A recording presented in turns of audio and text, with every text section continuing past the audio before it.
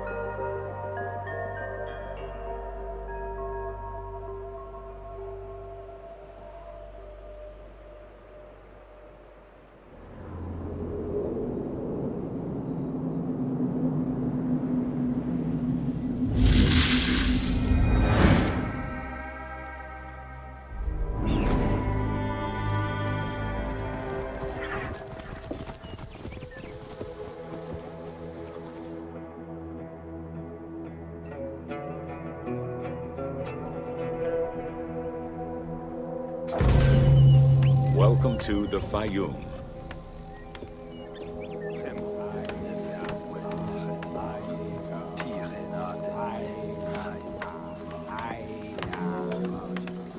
The Faiyum Oasis is an enormous basin in the western desert that formed from the Nile's overflow.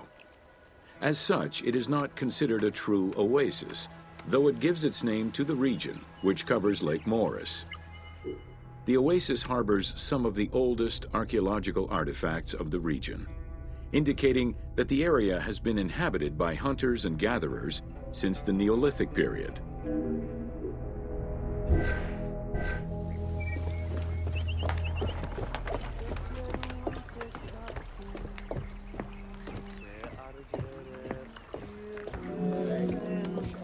The Faiyum Oasis drains into Lake Moeris, which was a large freshwater lake, but at some time became a saltwater lake. In the 12th dynasty, ancient Egyptians redirected the water flow with a dam and dug a supply canal using the lake as their reservoir. Irrigation enabled them to continue growing crops of figs, grapes, and olives year-round.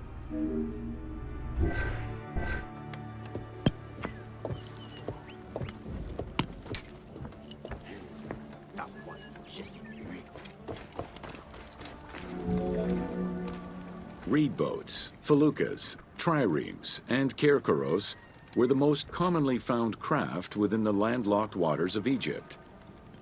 They were used for various purposes, ranging from daily fishing, trade, warfare, and travel, to the ferrying of massive stone blocks used to build the great monuments of Egypt.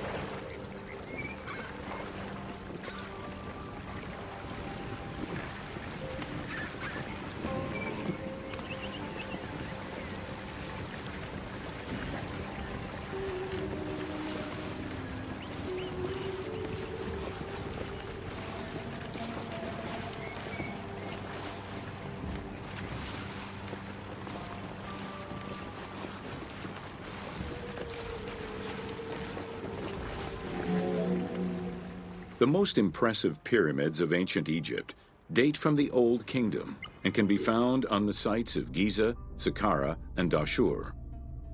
However, one particularly famous pyramid of the time is located elsewhere.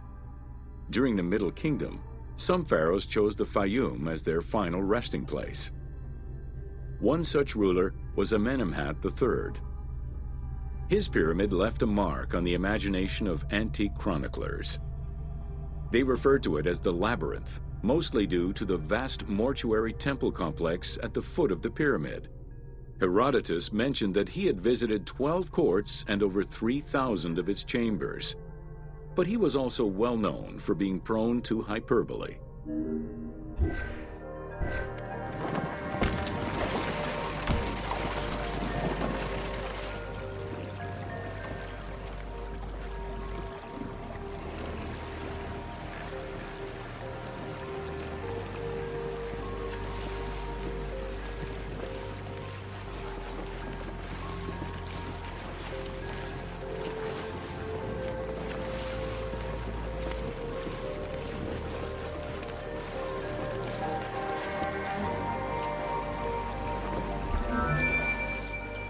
Amenemhat's pyramid was built with a brick core and covered with stone slabs, designed to be impenetrable.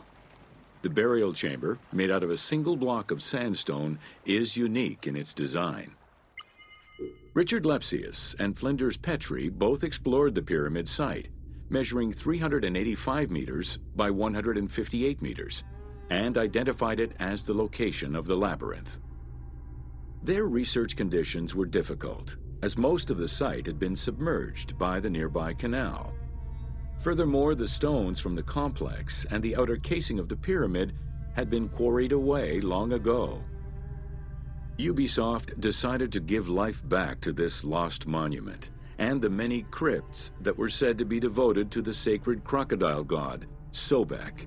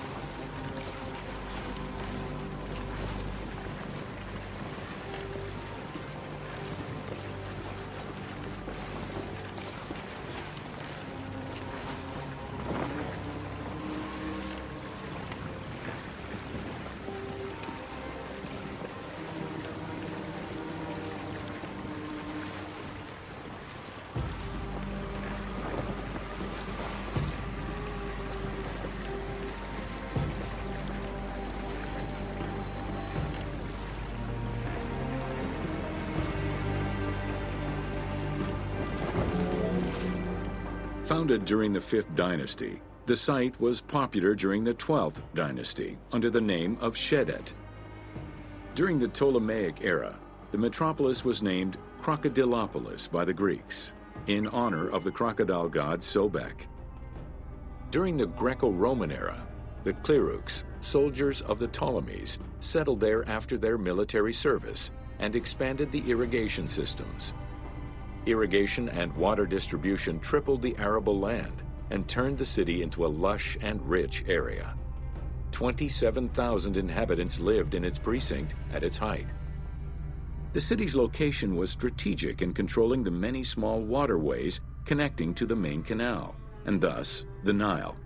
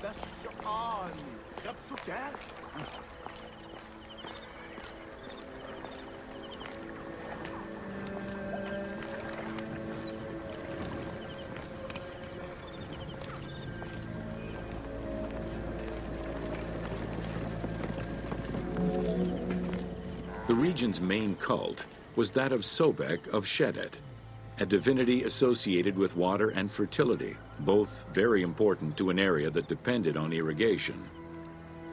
Many local villages had the title Town of Sobek added to their official designations. During festivals, ancient Egyptians recited hymns to Sobek, asking for his divine intervention. Greek settlers, and later Romans, would help the Temple of Sobek's economy to flourish by adopting the local embalming mortuary rites. Their sarcophagi were beautifully painted and adorned with amazingly realistic portraits.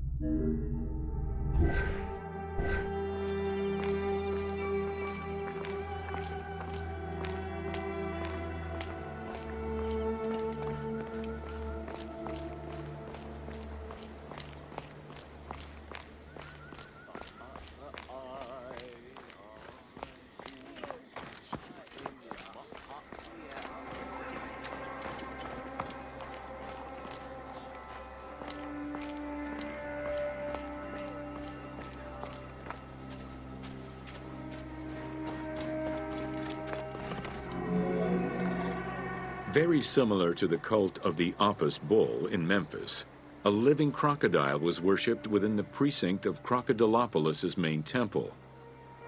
Known as Sobek to the Egyptians and Sukkos to the Greeks, it was reported by Strabo that priests fed it with meat, wine, and honeyed milk. They covered its body with jewels and gold. After its death, it was embalmed and placed within the crocodile's grotto, alongside thousands of other mummified crocodiles.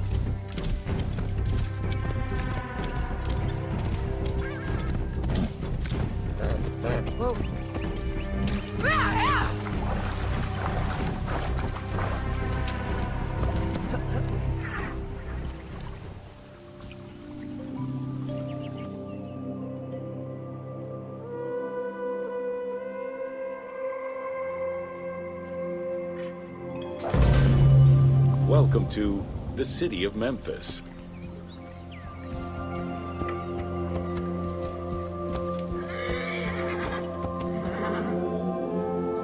Throughout all ancient Egyptian periods, cities had one thing in common. They were situated along the Nile's shores. Cities were often designated for government or for worship. Major cities had several temples dedicated to numerous gods and goddesses.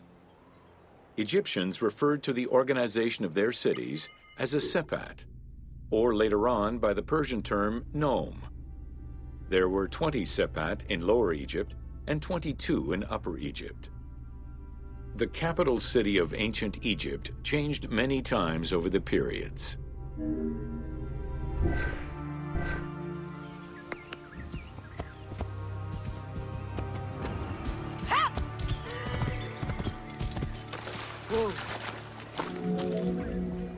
One of the largest was Memphis, located in Lower Egypt. It was a key center for religious temples, including their most important deity, Ptah, god of creation. Thebes, located in Upper Egypt, competed with Memphis and featured as both a political and a religious center. Two important temples, Luxor and Karnak, were built there. A minor capital of the Sayyid dynasty was the city of Sais. This was the last native Egyptian capital of Egypt.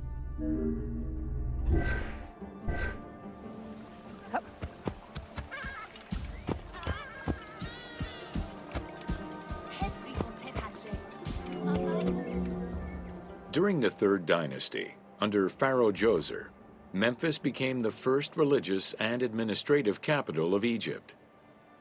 Even when the political capital of Egypt decentralized itself, pharaohs were crowned in this sacred city in order to legitimize their ascension to the throne, up to and including Alexander the Great.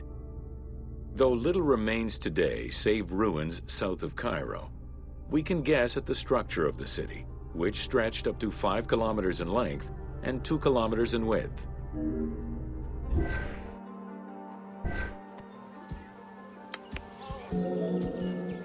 Memphis was also referred to as the City with the 100 Doors, or the White Walls. These names were in reference to the wall which surrounded the city. Under the protection of Ptah, god of craftsmen, the city was a thriving religious and economic hub.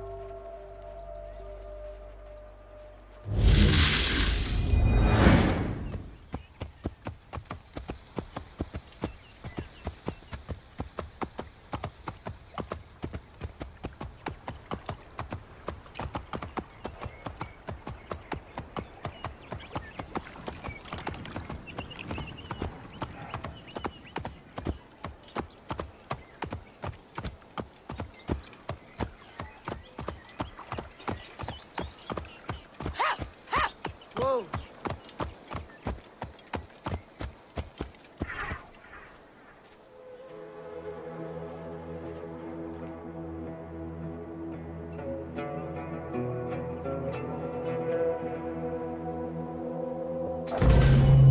Welcome to Rediscovering Egypt.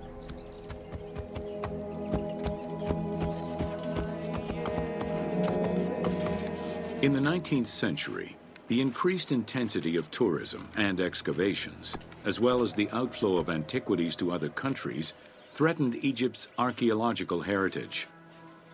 Egyptians took part in this destruction by ransacking sites for artifacts to sell, quarrying stones from ancient monuments, and removing sebak, ancient mud bricks, to reuse for their own purposes.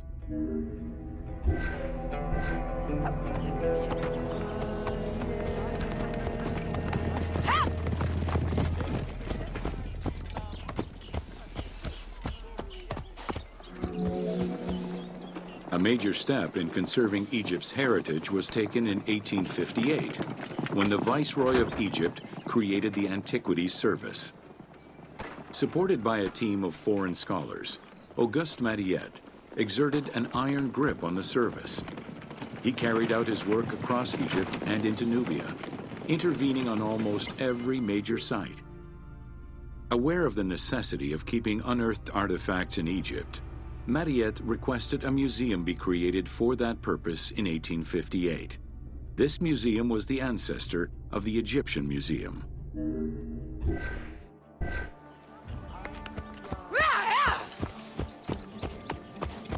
Whoa.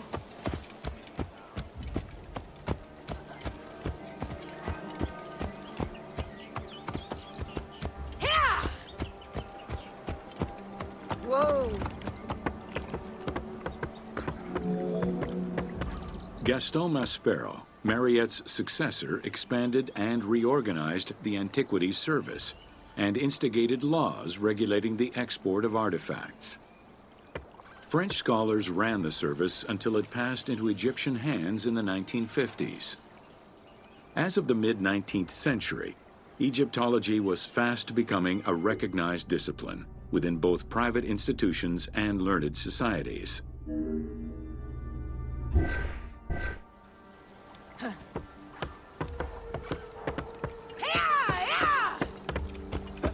Whoa.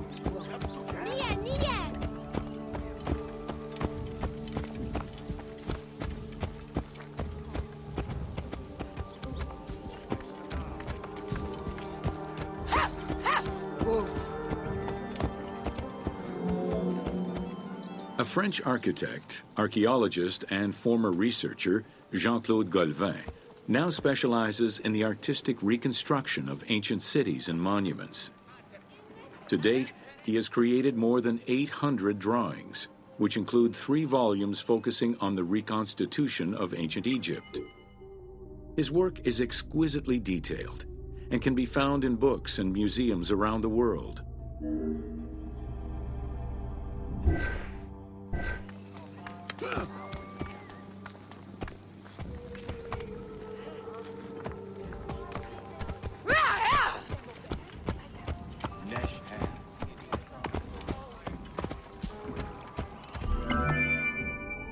The team was thrilled to collaborate with Jean-Claude Golvin in order to recreate Egypt for the game.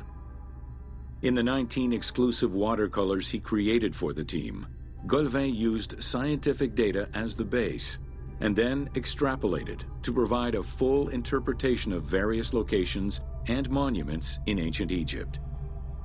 Both early sketches and fully rendered images were then used by the team as references while building the world of Assassin's Creed Origins.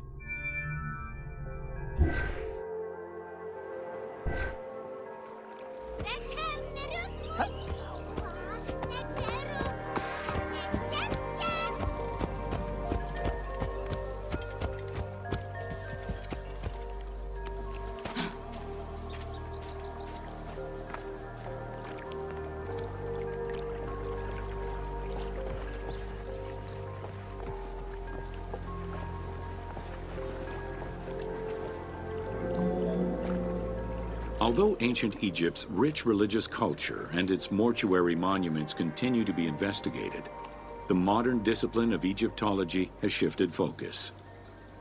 Rather than single-mindedly retrieving impressive artifacts, Egyptologists today focus instead on increasing the body of knowledge.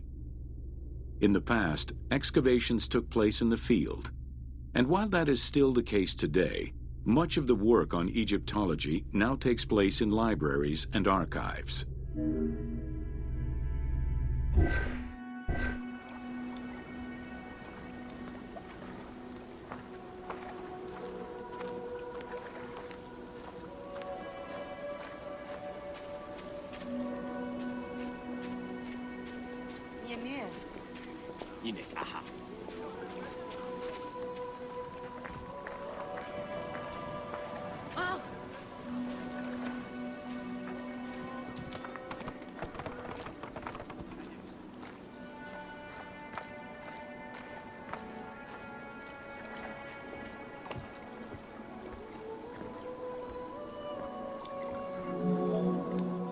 Today, archaeology in Egypt relies on an interdisciplinary approach, where traditional Egyptologists are helped by a wide spectrum of scientists from other disciplines and new, non-invasive techniques.